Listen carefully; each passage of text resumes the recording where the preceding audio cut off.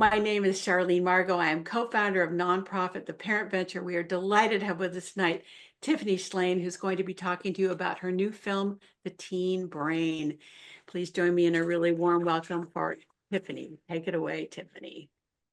Oh, thank you for that beautiful intro. I'm so happy to be here with all of you tonight. And I'm going to first give you a little bit of background on my career and what led me to make the film The Teen Brain. And then I'm going to show you the film, which is just 10 minutes. And then I'm going to share with you some resources about the film and my experiences since we released it. And then we'll open it up to questions. So first, I'm going to share my screen, make sure I have sound. And 1 second. Okay, are you all seeing my screen? Perfect. Perfect. Okay. So I have made a lot of films about neuroscience in my career. I think it all started when I was in fourth grade, and my father, who was a surgeon and operated and wrote about the brain, brought in a brain in formaldehyde to the classroom, and I was absolutely fascinated. And I have spent my career making various art projects and films about the brain and trying to explain and unpack how it works for what we know, because there's so much we don't know about the brain. But it's fascinating that the brain really is what all of our feelings and emotions and thoughts come from. So I want to give you a little bit of background. I'm from Northern California, Mill Valley, amongst the oldest trees in the world. And I got the first Macintosh in 1984. And that was a very life-changing event for me, where I was very interested in how technologies, almost like root systems, could connect us all over the world. I started the Webby Awards when I was in my 20s, and I ran it for 10 years, and then I sold it to go back to filmmaking, which is what I originally started. And I've made a lot of films about neuroscience and feminism and the environment and women's rights and lots of different subjects. Um, about 15 years ago, here I had been this big advocate for technology, and then I was starting to feel like my phone and technology were like influencing my every thought, and it was very hard to focus. And here I was, I have two parents. My mother's still with me. She's a psychologist. And then my father operated and wrote about the brain. So I know a lot of the brain. And I was feeling like my brain was changing clearly from the phone and all the notifications. And um, so I started making films about that because I was very interested in that. How is it changing the shape of my brain? Because anything you do changes your brain. And then I had this very dramatic week in my life where I lost my father and my daughter was born, and I realized I needed to kind of change the way I was living. And my family and I started turning off screens 1 day a week for what we called our tech Shabbats. And I've now done it for 15 years. And I wrote this book 24/6 about kind of 1 day a week, the screens go down, and how incredible that is for me, for my brain and my sanity and being a good parent and partner and all of the things. And it was very interesting because my kids, they're now, have one in college who's a senior, and I have one in high school who's a sophomore. But like their formative years, they engaged in this practice of no screens 1 day a week. And I have a lot of thoughts about that as well. And I've made a lot of movies about that subject. During COVID, I started spending a lot more time in the redwoods. And when I'm in nature, so these days without screens, we usually take a long walk in nature with our dog and our kids, whoever's still in the house at the time. And I really noticed that I thought very differently on these Saturdays in nature. So I started, I've made films about that, how nature and time away from screens influences the brain. And I do make a lot of art rethinking tree rings. I have two shows this last fall, a solo exhibition in New York. This is my feminist history tree ring, where I kind of reimagine the stories that trees have told. I also talk about neuroscience in the tree rings. And this tree ring is on the National Mall last fall. This is from my show in New York, thinking about time. And I have a show in LA right now that's part of the Getty Pacific Standard Time show. Again, this is with my husband, who's a professor at UC Berkeley, and this is the Tree of Knowledge. So there's a lot of ideas with trees, and I wanted to kind of give you that all as the background to that. As a filmmaker, I've made films on a lot of different subjects, but I made a lot of films about neuroscience and character. And these are some of the other films I've made. I'm going to show you the 10-minute film, The Teen Brain. And you'll notice the length of all of these films are short. That is the great creative challenge. I have made a feature-length film, an 80-minute film that played in theaters. But what for me is very exciting is to take the complexity of the subject like neuroscience or character development and distill it down into a short film that educators can use. And actually, the Teen Brain, I specifically made it 10 minutes because I wanted teens to watch it. And so I want teens and the adults that love them, which is many of you who are parents and educators, to watch it with them. So we'll do a follow-up link where I'll send you several of these other links. But right now, I would love to show you the film. And I will tell you just at the beginning that I've made all these films, and I was doing my art, which I was super into after COVID, these sculptures, and I get an email from Goldie Hawn, and she was like, "I love all your other films on neuroscience. Would you make a film on the teen brain?" And I did want to make a film on the teen brain. I actually had a proposal ready to go because I was going to, I do make films about neuroscience, and then I also make films about like women's rights. And I had a film ready to go on the teen brain. And then a couple presidential elections ago, I needed to focus on films about reproductive rights. And I kind of shelved the proposal. So when I got this email from Goldie, and she's done incredible work with her foundation called Mind Up, which does work teaching students about meditation and neuroscience. I was very ready to make the film because I have had a teen at home, and I thought I want to learn more. So I got to spend, you know, a year plus with all the top neuroscientists in adolescent medicine and teens. And so what I'm going to show you is the 10-minute film.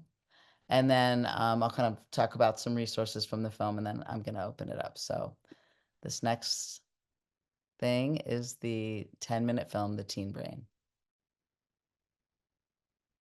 So you want to know what it feels like to be a teen?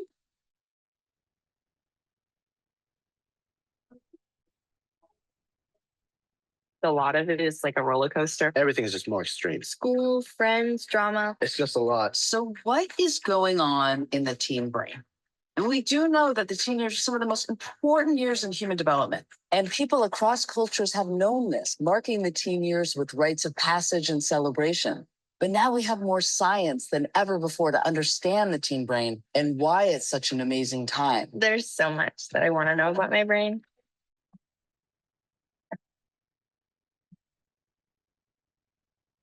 I mean, I wish I knew more about what's going on in my brain when I was a teen. So we asked the top scientists and researchers, what are the most important things to know about the teen brain? Adolescents are emotionally brilliant. Adolescents are super learners who are natural explorers. One of the great things about adolescents is that they're risk takers, they're sensation seekers, and that's not a bad thing. So it's like they're supposed to try new things and take risks. That's how they learn. But that's also where the stereotypes come from. Teenage gang debs, get happy, real hungry, always reckless. Teenagers look like adults, but we're measuring them as deficient adults. We don't go to toddlers and say, you're a deficient preschooler. When you promote adolescence as a time of brokenness, adolescents will think they're broken. We can't tell them that they belong if there actually isn't cues in place to make them feel like they belong. It's a precarious time because kids still have one foot in childhood and they're stepping into the earliest stages of adulthood. Being a teen means being in an awkward stage of, with you guys, I feel a lot like a kid because you guys are my parents. But when I'm with my friends, I feel like an adult. During adolescence, roughly age 10 to 19, you go through a process of separating, individuating from the adults in your life to set you up to eventually be more independent. There are even biological things that happen. I mean, you might feel like, I don't even want my parents to breathe around me. That's totally normal. When I asked the teens in my study what adults should know about people their age, one of the things that they said was understand us, understand our development. We're often saying little things to them like, stop being such a teen.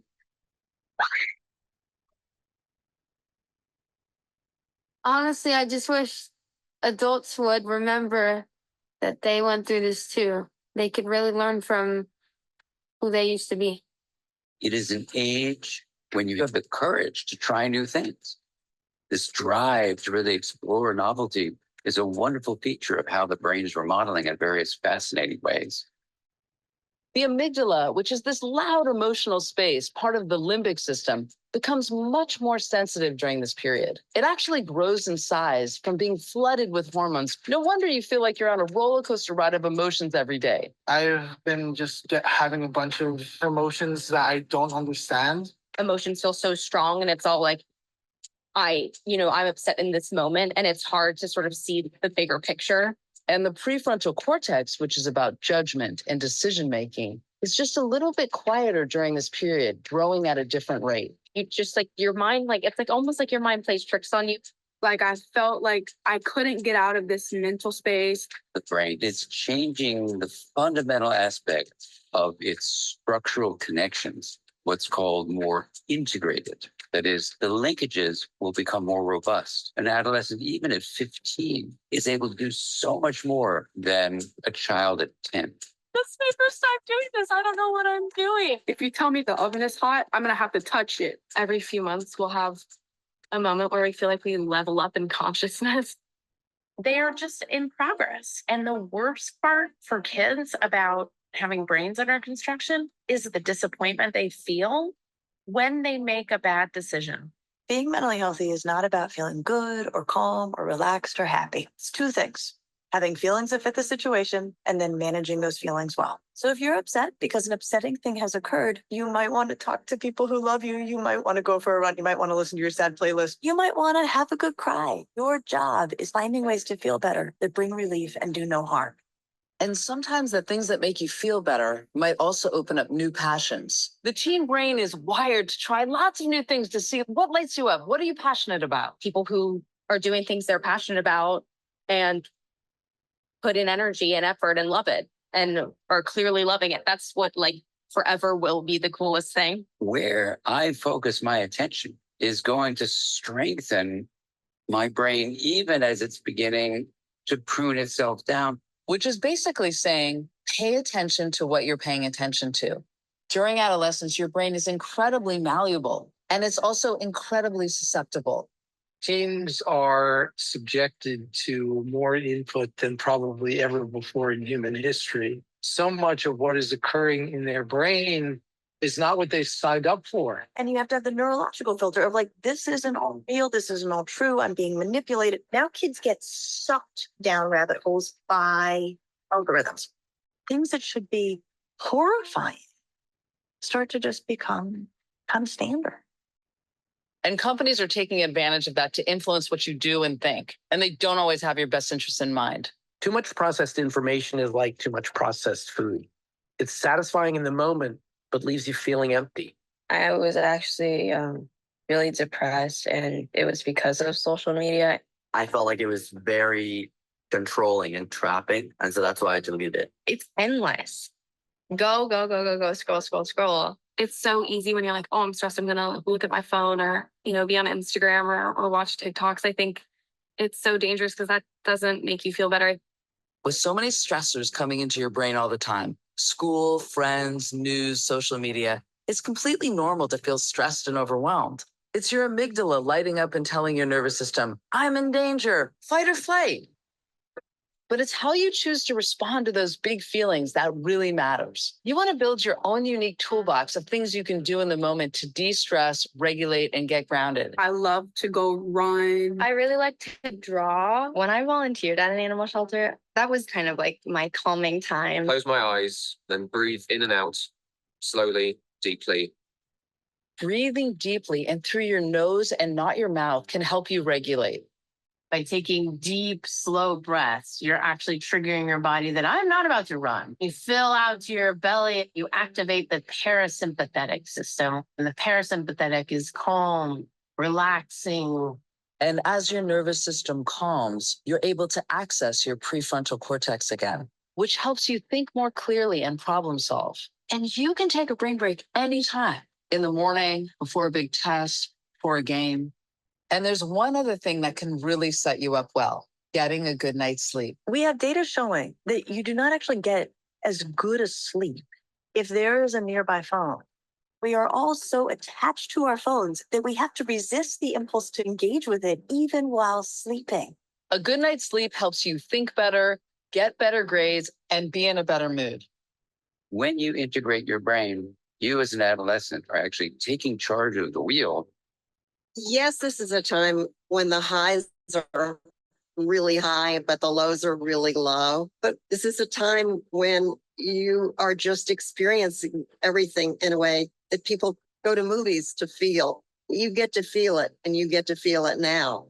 And you get to shape yourself into whom you want to be and whom you want to become. People who I know are genuinely happy with themselves are people who just said, you know what, kid, these are my people in high school. These are my friends. I don't care what other people think of them. And I love them because I can tell them anything and trust them. It's not that we don't care what like the people who are older than us have to say to us in advice. It's just like, okay, I'll take what you said into mind, but I also need to figure out how to do things in my own way. 14,000 students were surveyed, and they asked these students, why is it important for you to have a healthy brain? And 90% of these students said it's because they want to be known for something, that they contributed something.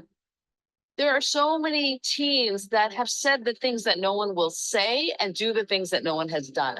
A great trick of power is making you feel powerless. And I think that teenagers are often tricked into thinking we don't have power when we very much do. We as adults need to realize the future of the world is dependent on the essence of adolescence, and an integrated brain is the basis for well-being, for resilience, for insight, for empathy. And knowing your brain puts you in the driver's seat. So where do you want to go?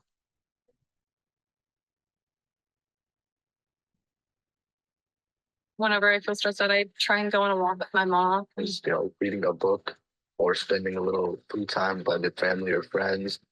Moving, I think, helps me a lot. Let's eat some food and then you might feel better. And I'd be like, I'm not hungry. And then you eat food and you're like, okay, I was. Perhaps like right before I go to sleep, instead of like looking at my phone, I kind of just like take a moment.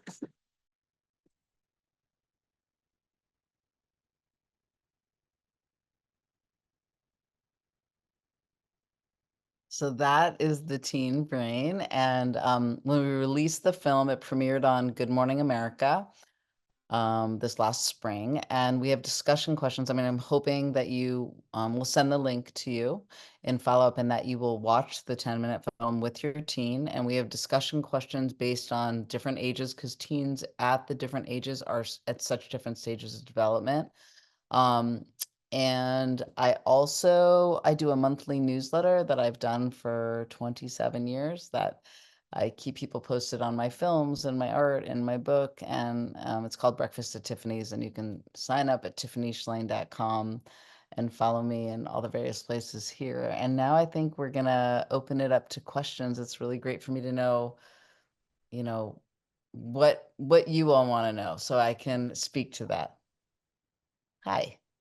Hi, Tiffany. Thank you. That was incredible. I watched the film a bunch of times now, and every time I hear something new and something that's more interesting, like tonight I heard, was it Ellen Galinsky saying you get to have control over how your brain shapes itself? Was that her? Yes. So, Yeah. now that's a Yeah. message I think teens would really resonate with. Yeah. Yeah, to feel like empowered, that they can help shape their brain. And also, I think it's really like what has been very exciting when I've shown the film. Here, I'm going to stop the share so we can see each other more. Is we had a screening in New York, and I remember this teen, he's like, that's exactly how I feel. Like, I think having teens know that what they're feeling is normal. And even parents, like as a parent, when you're teen, like you do something and it's like you feel like teen just wants to get away from you, like that's also normal. It's like biological that they're trying to separate from you. So it's really fun. When I was making the film, I learned so much as a parent about what was going on. And then it's so fun to teach this to teens. And that's why we really made a choice to have many teens in the film. Like, most of the experts are only in voiceover, so that they're really seeing themselves in the film. That was really a goal too.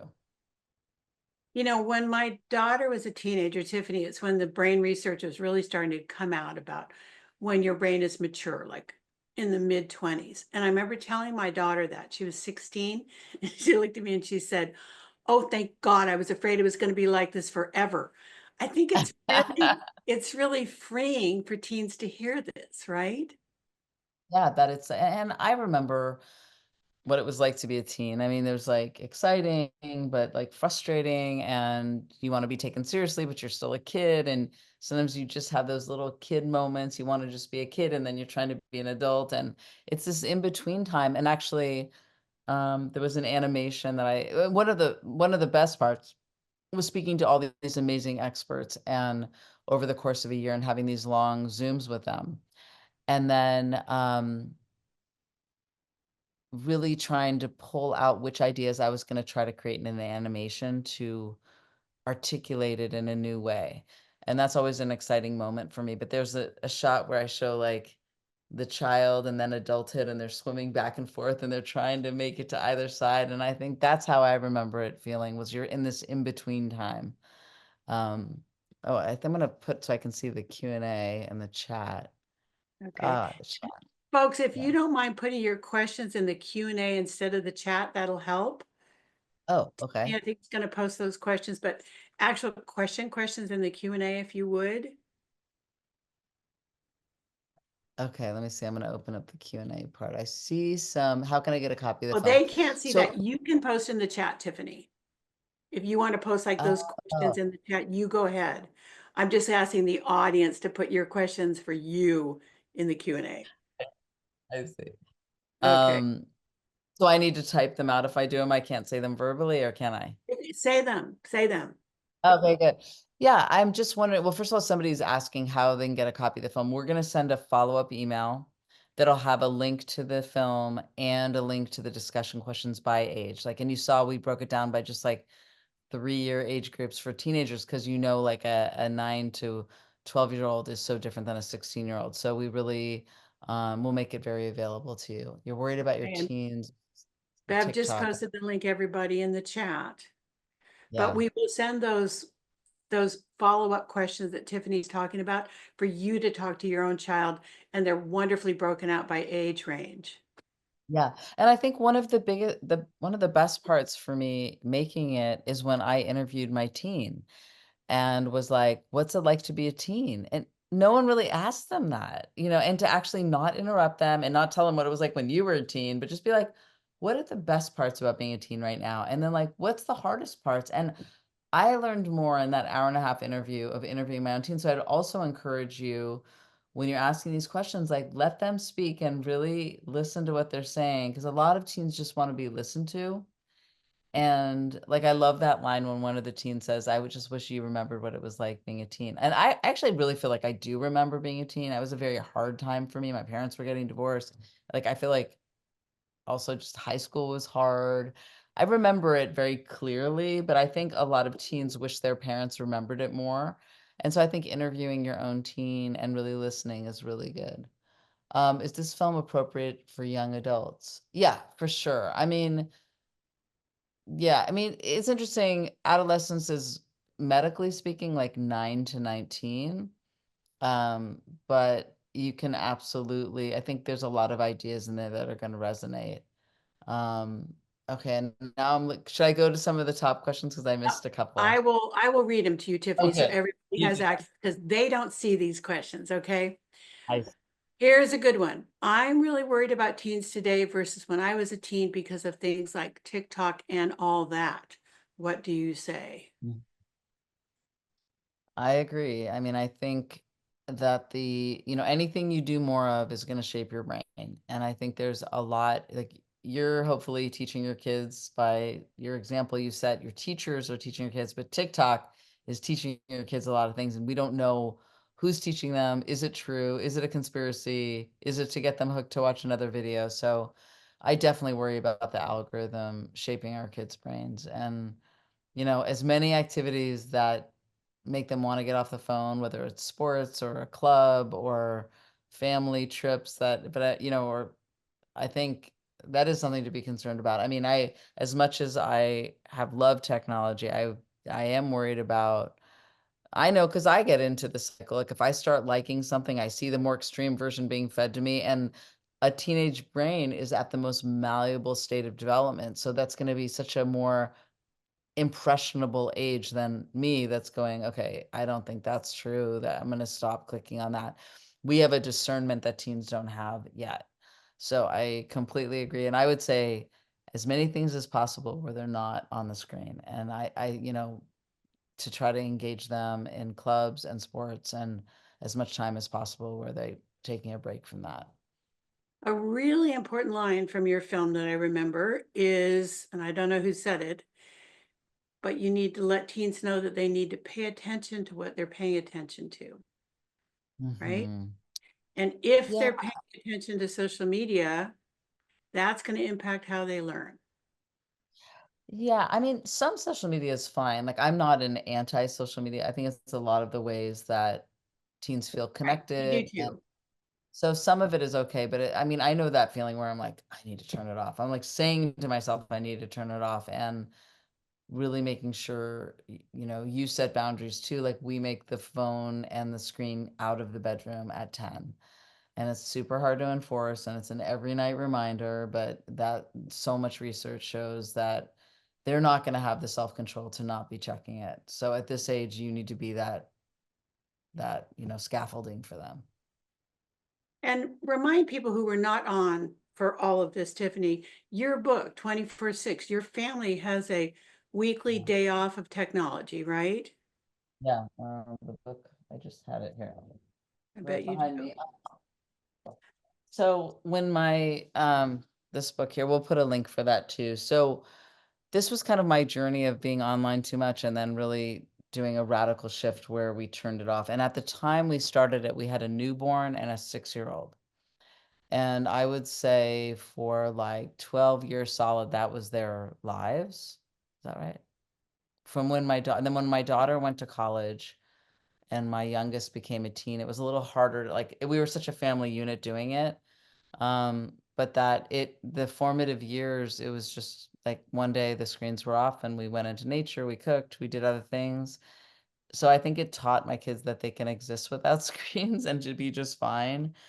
And I still do it in a really, my husband and I do it. And I race towards that day, like, especially after this last week, I can't wait to turn off the screens and be able to think because I feel like we're living in a society that is so 24/7 and to really protect your mind and your brain and for one day to just let it be what you're thinking and the people right around you and not the whole outside world coming at you has just been the best thing I've ever done in my life. So in the book, I talk about doing it as a family, but I also go into history of the neuroscience around it and why being in nature is good for your brain, why taking breaks from technology is good for your brain, and how to really bring it into your life if you're interested. Okay. And I will again, say that is, I'll tell you one last thing. That is a hard thing to bring in as their teenagers. Like I think I was able, because I had a newborn and a 6-year-old, there was no discussion. It was like, this is how our family lives. And, trying to implement that as teens, like I think it's much harder. I know a Yeah. lot of adults read my book and just do it for themselves. And then if their kids are a little younger on the teen end, they can do it. But it's certainly harder when they're teens, like, 15 or 16. That's going to be a hard thing to start. Yeah. And again, parents, just so you know, we are not teetotalers by any means on social media. We want to involve parents and students in making that decision that's right for them. My daughter is a design researcher and she took herself off all social media 6 years ago, completely off, never went back. Her brother and all her friends said that'll never last because she really was artistic, but she hasn't missed it. So it is interesting. Mm. It is possible some kids do make that decision on their own. Yes, and I like it is my most creative day, my day without screens on Saturdays, because now I've been doing it for 15 years, and as an artist, like all my best ideas come on Saturdays. So to me, I'm 15 like, years this is is a long time. yeah, and I can track I mean, like I know the benefits have just rippled. So when I wrote this book, it was after doing it for a decade. But I'm like, this is my secret sauce to being creative, is having this one day. And I've actually made short films about the why. It's because if you're just like constantly getting input 24/7, you're not able to like process what's already in there and have your own thoughts, because you're just like reacting. So that is interesting about her not going back on social media. Like, I mean, I like social media. I just always know when I'm on it too much, and I'm like, but I think teenagers, it's, again, trying to think of as many activities. It's a part of their lives. It's the way they're connecting with their other teens. And Yeah, we and for all a lot remember. of kids, Oh, go ahead. yeah. Well, no, I'm just saying for many kids, it's a lifeline and it is their social group. So we don't Yeah. say that people should take their phones away as punishment. We don't believe in that kind of activity from parents. There's other ways to handle it. Mhm. There Okay. was one question I'm hoping you can bring up about the kind of sleep and like establishing when they go downstairs, the phones and stuff. Okay. All right, here we go. Any tips to establish no phone by the bed when alarms are so handy and getting them to help make those choices? Good question. Yes, that's a hard one. I mean, I do get my daughter up, and I bought her an alarm, and sometimes it works and sometimes it doesn't. So I'm still doing that. I wish I wasn't, but it just can't be used as it's just because it's too tempting to check when it's bedtime on your phone. So the phones go downstairs at 10. And like I said, it's not like, I mean, I'm a parent too. It's like, okay, the screens have to go down. I'm sure it's annoying to hear, and it's not fun to kind of monitor, but I just know that, and I think if you're thinking you're watching this, you're like, I should do that. I mean, just say, I watched a film from neuroscience. It's like the number one thing. I mean, Lisa D'Amour says this too. If there's one thing you do, get it out of the bedroom, because Yeah. affecting their sleep, like sleep is so important for grades, mood, overall well-being. And most teens are thinking about college, a lot of them. And if they're thinking, you're like, listen, kids get 1 hour more sleep a night, they're going to do a grade higher, they're more focused. Like, we want you to be well prepared and well rested for the next day. And we just saw this film and we learned this research, and we're making a change in the family. And I think that's important. It's never a fun conversation, but you are their parent for 18 years, and you're trying to create an environment where they're going to thrive.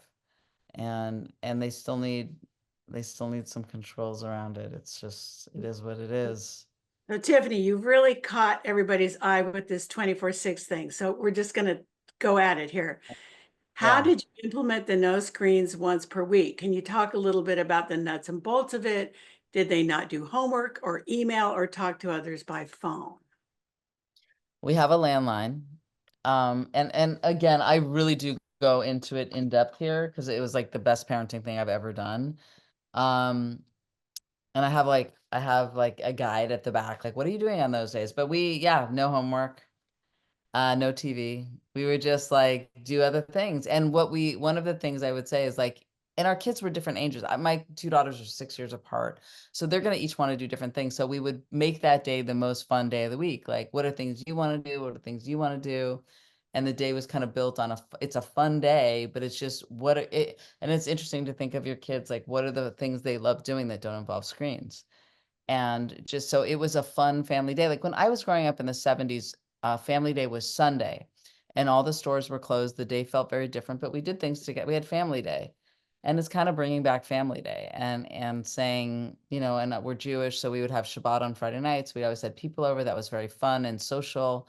But then Saturday, we'd like go for a walk, we'd cook, we'd hang out, we could shop, we could go out to the library, a museum, but we just weren't on the screens, and it was great. And I really look back as those are my happiest family memories from that period. Because, again, my daughter, I have a senior in college now, and I have a daughter, in the upper years of high school. So it's a different time, but like I really felt like those formative years, it was just a really grounding practice. And when I told people I was making a film on the teen brain, everyone would be like, "Oh, is it all about social media?" And I was like, "No, that is a part of the film, but mostly it is a film about this incredible time of brain development. And the more your teen knows, like, I wish I knew what was happening, and it gives them the tools to understand and help shape their brain. And when they're stressed, here's a breathing tool to reshape, to calm yourself down, and here's why you're feeling so stressed and you're having all these new emotions you've never had before."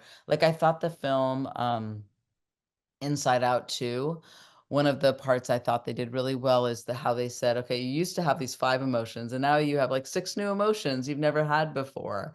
And I think that's really true. And so you're having all these new emotions you've never had before. That's normal. To kind of normalize the things that feel like a lot for you as a teen. You're having all these big emotions. Like I love the line that Ellen Galinsky says of like, people go to movies to try to rehab those big feelings that you had as a teen. And that's true. Like those are beautiful big feelings, but they're big feelings, and figuring out different strategies. And that's why I put in the credits. We asked every teen we interviewed, what do you do to calm down? Somebody's like, I run, I draw, I talk to a friend, I call my mom. Like everyone's got a different set of things they do, but like know your toolbox of things that will calm you or reconnect you to yourself. Really true.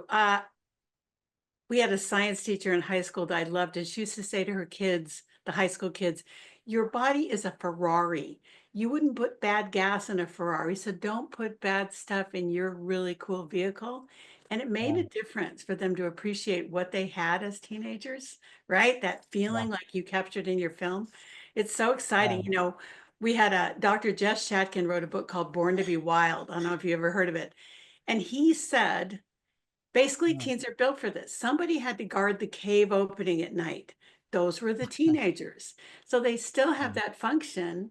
And why do we Yeah. get such a bad rap for teenagers? That, I mean, that's kind of one of my questions, Tiffany. Well, You interviewed your own yeah. kids. Tell me what you think about that.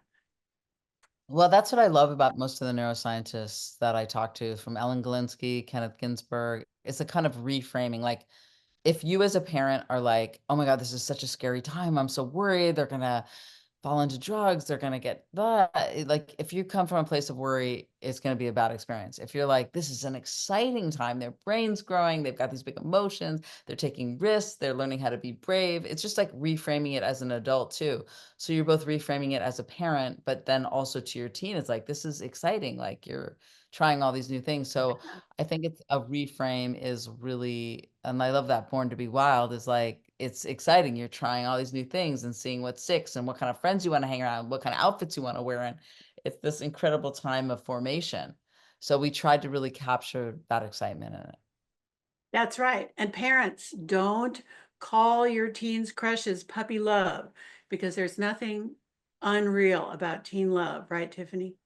Wow, that's true. Yeah, that's a great point. Don't belittle, like their experience is very big and very real. Mhm, mhm. So again, just we're still back on this screens thing. Is it reasonable to enforce screens out of the bedroom at 10 p.m. with a 16-year-old girl when there has never been a rule before? I think so. I think it's Yeah. again like you're a parent, your number one job is to take care of them and to let them thrive. You've learned new research on why this needs to happen, and it's not good for them. They're not going to sleep as well. They're going to be more inclined to check it. And if we get it out of the bedroom, it's just going to be a better night's sleep, and you're going to do better in school, and you're going to be in a better mood. And it's not easy. It's just something we do every night. And if I go to bed early, that's like very hard because sometimes I get to bed early and I get up early. So I'll be like to my husband, okay, just make sure. So we're doing the handoff, but I'm not gonna lie that it's like a joyous part of the night. It's not, but it's just like it is what I feel like I have to do as a parent to like there's at this point where she's almost 16, she's a couple years, she's going to be out of the house. I'm trying to also teach her tools and strategies. So getting an alarm clock for the room. And if she doesn't wake up from that, you're going to have to go and wake her up the next day. So it's on both ends of the day. But yeah, the line of like, well, I use that as my alarm clock. Be like, your brain is in formation right now. It's not a good strategy to wake yourself up because you're Okay. not going to go to bed at the right time because you're going to constantly be looking at it when I leave later than you should, because it's designed to do that. Okay. And you can also buy real alarm clocks for high school Yeah. students. That Yeah. works too. There's lots of cool options these days. Yeah. And parents, this is what Iran McGann, who hosts We Welcome Iran for our parent forums, is always saying. You can be direct with your kids. Just like Tiffany said, you can say, look, we watched this cool short film tonight, and we think we should try having phones not in the bedroom at night because it's really important for your brain to get good sleep.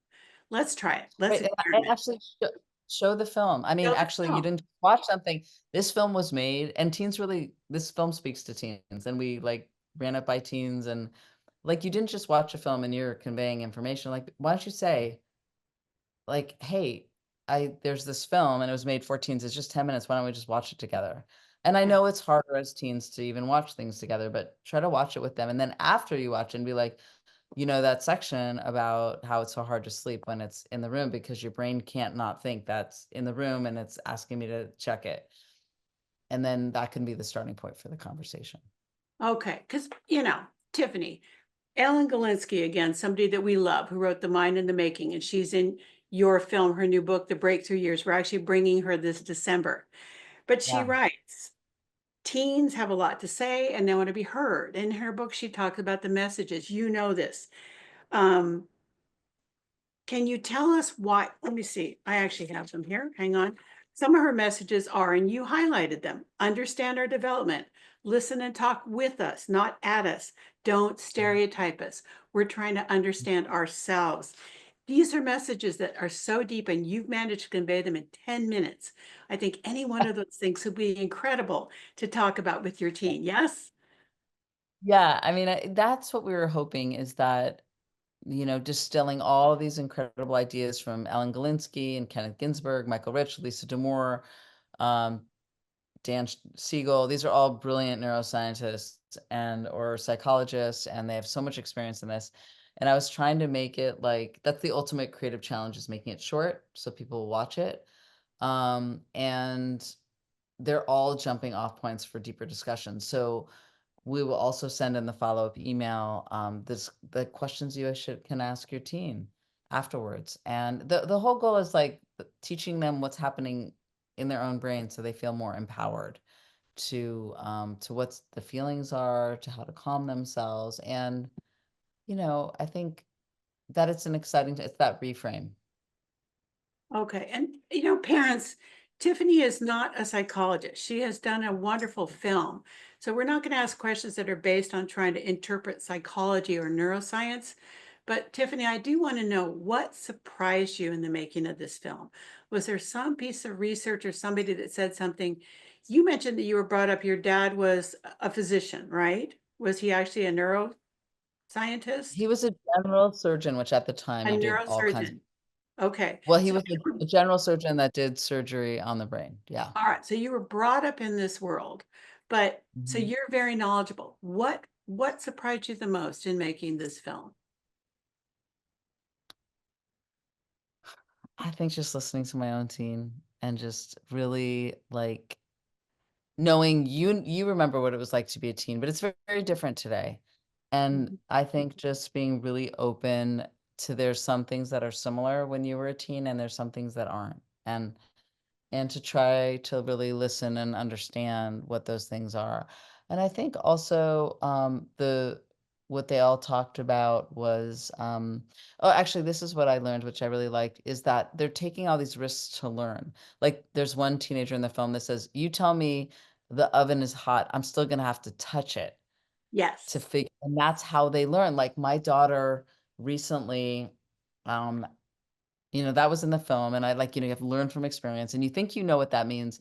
But my daughter missed a deadline on something, and it was a rolling deadline. She's so upset about it. She's like, I'm never gonna do that again. And I'm like, that's how you learn. Like you make a mistake, and you're like, I'm not gonna do that again. And that's so much of like when you get upset with you, like, how could you have done that or whatever is not the right strategy. It's like, this is their learning strategy.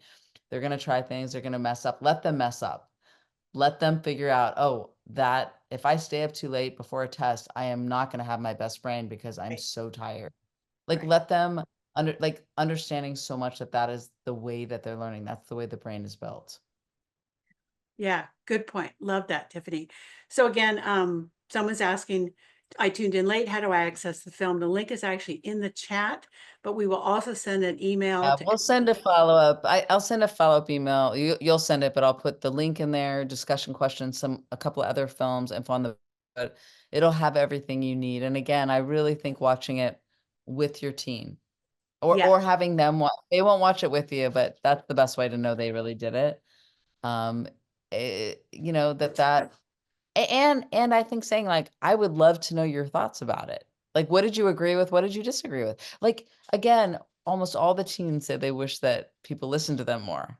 So if you really use it as like, I want to know, like, what do you agree with this? You can be like more questioning, like, what part do you agree with? What part do you not? And then have it be this kind of way to give discussion. And I give lectures all the time on all sorts of, like, I usually will show a film and like, I'm speaking next week about completely about the book 24/6 and the neuroscience around that, which is, you know, a whole different set of ideas. But it's basically films to me are these jumping off points. I mean, they're a gift to me because I feel like I get to get a degree in that subject because I'm spending like a year with all the top thinkers or more on that subject. But ideally, the film then, when it's watched, is this like opens you up to all these ideas that get you thinking and talking about it. Yeah, absolutely. Okay, couple great comments here. One is from someone who says, I coach high school boys. I want to show this film to them. It'd be awesome to have them discuss. Yes, go for it, right? Tiffany, you want this film Absolutely. to be seen as broadly as possible, right? So Absolutely. kids Yeah, and from Goldie learning. Hawn does, yeah, Goldie Hawn's the executive producer, and our goal is to let it be seen. Goldie Hawn actually has a great website too. We'll put in the follow-up, mindup.org, with a Okay. lot of great resources. But the goal is that we want as many teens as possible to see it. Yeah. That's really wonderful. You know, parents, it's the same way that this program is free. We have funding so that we can bring you this work for free. Getting Tiffany Shlain to come, not free. Really important that we do this, really important that we highlight her film. So again, thank you, Tiffany. That's really generous. Couple more questions that are good ones. I love this. Why do teens have to touch the hot stove themselves? Don't they trust the adults in their lives? That's a great question. And I think they do, but they have to try it. They have some of these things they have to just figure out themselves. That's the only way they're going to really learn it. Like, I always think about that kids, like, you could say something to your kid like 1,000 times, but they're going to watch what you do more than anything else. Like, you're modeling behavior for them. So if you're like, oh my God, you're on the phone all the time and you're on the phone all the time, you're just showing them that's what you're supposed to do. Mhm. So I think the oven example is the way the brain actually is working is that they need to make the mistake and then they learn from that experience and then they're not going to do it again.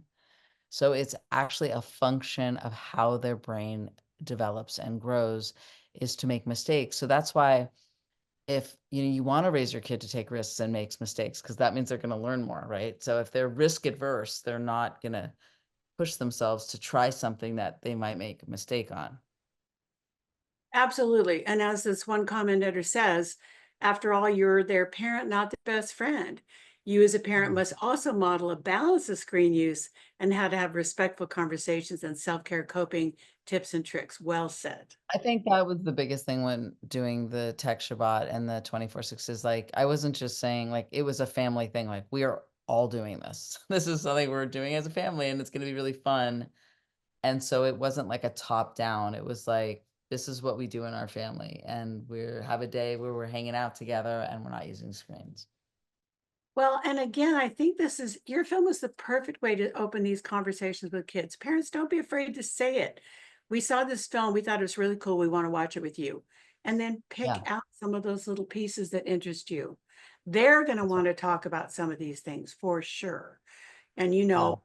we've got videos on our video library with many of her experts. Lisa Demore, we have Ellen Galinsky coming, Vanessa Kroll Bennett. So, we can include those too, because Tiffany, these people, how did you find these amazing experts? I want to know how you did that. Well, whenever I tackle any subject, I'm trying to like hear all the different ideas and strategies from the top thinkers. So that's very fun for me because I knew of some of their work, some of it I had read, others I asked around, and each neuroscientist I would usually recommend one other person. So I was on this like detective hunt for the best minds on adolescent medicine. Yeah. But it really started with it started with Ellen's book because I was first introduced to Ellen early on, and she was just completing her book, The Breakthrough Years. And when I read that, there was so many great researchers in there. But the film also has people that weren't in her book that I just knew of, like Dr. Michael Rich. I was on his advisory board at Harvard for the Digital Wellness Lab. And so there was like 3 or 4 people that weren't in her book, but that was a great starting book point, was her book, The Breakthrough Years. Okay. Bev just posted that again in the chat, everybody. Listen, it's a hefty book, but it's designed to kind of have you pick out pieces, and it's organized by those messages, like I was saying. And Tiffany, you've captured so many of those messages in your film. To me, it's astonishing what you did in 10 minutes, really. What is the That's feedback cool. you've been, yeah, I mean, what is the feedback you've been getting from teens and educators? It speaks to teens, and that's the dream, is that they feel like they see themselves in it. It feels real, and it speaks to them. So, that was my biggest thing. Like, I think I saw somebody in the chat mention the Screenagers film, which is a really good film, and it's a feature-length documentary. But I think a lot of teens see adults as just trying to get them off the screen, and then that's not really listening to them, because there's parts that they enjoy from it. And again, this film was not just about technology and teens, which is what a lot of films are about. It was really trying to give them this whole picture of what's happening in their brain. So I think that really spoke to teens. I think so too. I think that is marvelous. From the time our kids are babies, we hear, just wait till they're teenagers, right? My 2-year-old granddaughter is now a teenager. She's almost a three-nager. Why do you think, why do you think teenagers get such a bad rap? They shouldn't. Well, I tried to that montage, usually all the films are creating this, like, this is the years that, if you think about all the movies, Rebel Without a Cause, and like all these films where the teenage years are always highlighting the kind of risk. And of course, as a parent, you're scared for your kids. Like, you just want them to be safe. Like, when they get their license, driver's license, you're like, it's all about, and actually, as a parent, fentanyl and all these things that weren't a concern, that there was like a death inducing drug that could be laced and the kid wouldn't even know it. So I think there is fear, and that's real, because as a parent, you're trying to keep them safe, but then you're also wanting to see them thrive and take risks. So it's this like balancing act, and it's hard. I mean, it's definitely a hard balance of, like, you want to encourage them, you're excited for the risks they're taking. You don't want to take stupid risks. They have to learn by mistake, but you don't want to make the wrong mistakes. I mean, it's like, it definitely, as my father used to say, it's the one job that once you have it all figured out, your job is done. And they're out of the house. But As they say, it's the first 40 years that are the hardest. I remember when I had a baby, and trying to remember the name of the book, but the tagline, I think about it all the time, is like, parenthood, loving every other minute of it. And I'm like, yeah, that's pretty it.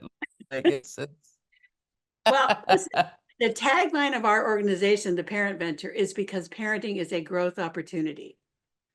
And we mean it, right? We mean it.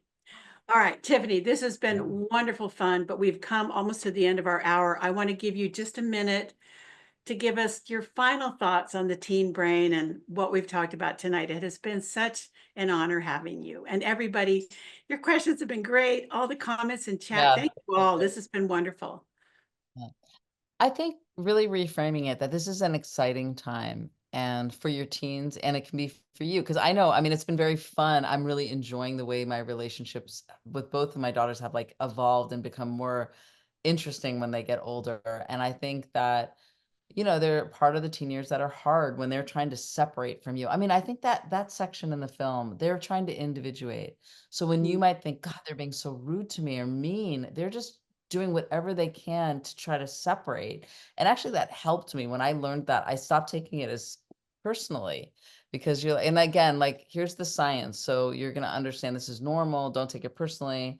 And then also reframing it as an incredibly exciting time, and let the teens know that, and try to reframe your own parenting from that place. Even though there's going to be times where it's going to be scary and you're nervous you did the wrong thing, and I didn't enforce that enough. I mean, like, I'm human, I do that too. But overall, like, this is this incredible time right before they leave the house. Well said, Tiffany. We want to thank you for this extraordinary short film, The Teen Brain, and for generously just letting people see it and use it. Yeah. I'm excited to show it to our families and our teens and you parents here who are here tonight. I know you're going to watch it again and show it. So thank you for everybody's love and attendance and great questions tonight. And special thanks to you, Tiffany Shlain, for just being with us tonight. Wonderful, wonderful conversation. Thank you. Well, I hope that, thank you for having me, and I love that you provide your materials for free. And I hope all of you in the follow-up email, I'll put my sign up for my newsletter, which is monthly, and I'm sharing a lot of these ideas as they relate to the world.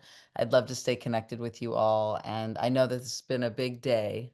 I wanted to acknowledge that it's been a day, and our teens are the future, and we are raising the future. That's a big responsibility, to do it with love and positive framing.